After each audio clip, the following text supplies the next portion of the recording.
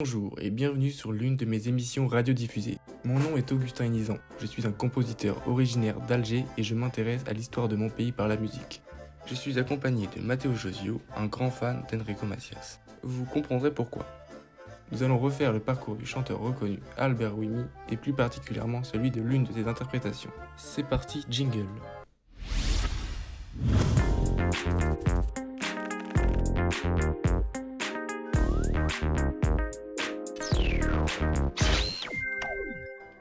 De religion juive et né à Oran au nord-ouest de l'Algérie, Albert Ouimi dit Blonblon du fait de son albinisme est très tôt fasciné par la musique.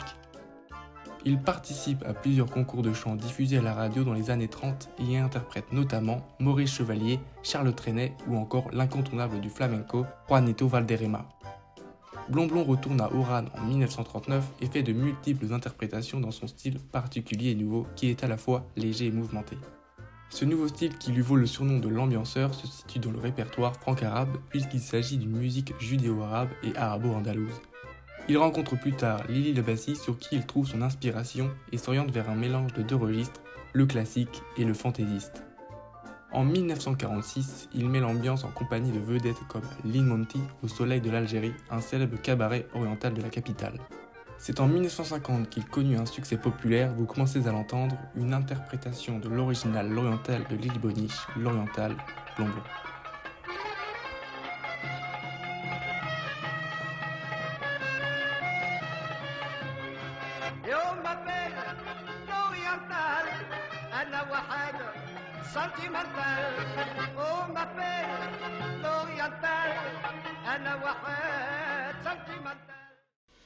On le remarque directement, derrière sa voix, la mélodie et l'instrumental expriment purement l'inspiration de l'auteur sur le genre raï.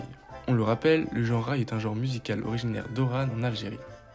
On reconnaît quelques instruments typiquement utilisés dans ce genre de musique tels que le violon ou le derbouka. Mais alors, au-delà de l'aspect purement instrumental, qu'est-ce qu'elle représente ? L'Algérie est notamment reconnue pour ses musiques sentimentales et mouvantes. L'interprétation L'Oriental de Blonblon en fait certainement partie. Cette interprétation s'adresse à une femme, probablement une femme dont peut-être il est tombé amoureux puisqu'il en touche quelques mots. Mais ce qui est sûr, c'est que cette femme le nomme, c'est le titre de la chanson, L'Oriental.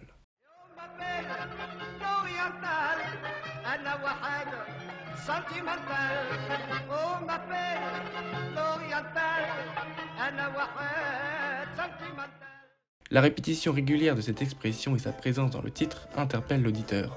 Après des recherches, on qualifiera plus généralement quelque chose d'oriental quand elle est originaire de l'Orient, donc proche du bassin méditerranéen dont l'Algérie fait partie. Nous savons aussi que Blonblon est algérien, il parle ainsi ici de son pays natal. D'origine algérienne, il interprète et chante ses chansons en France. Les paroles sont alors principalement en français, mais il intègre également des paroles en arabe témoignant du lien fort qu'il a avec ses origines judéo-arabes.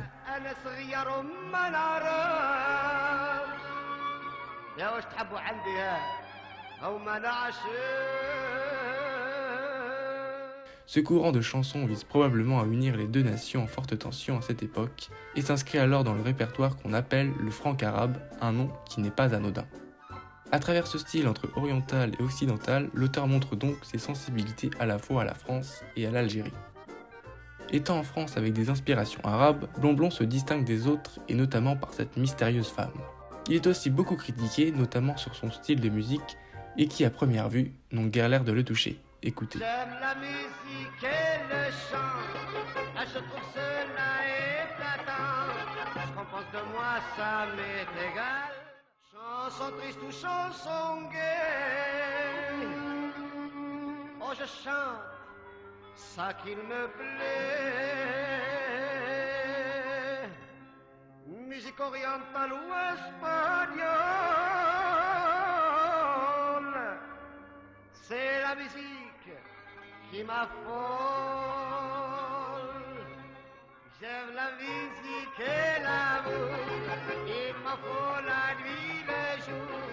On pense de moi, ça m'est égal, je suis un sentimental.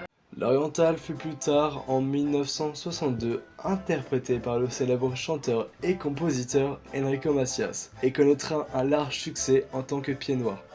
Lui aussi interprétait beaucoup de chansons en lien avec la guerre d'Algérie, Il voulait ici exprimer le sentiment qu'il ressentait à appartenir à deux cultures. Il était jugé par sa couleur de peau, sa couleur de cheveux tant inhabituelle.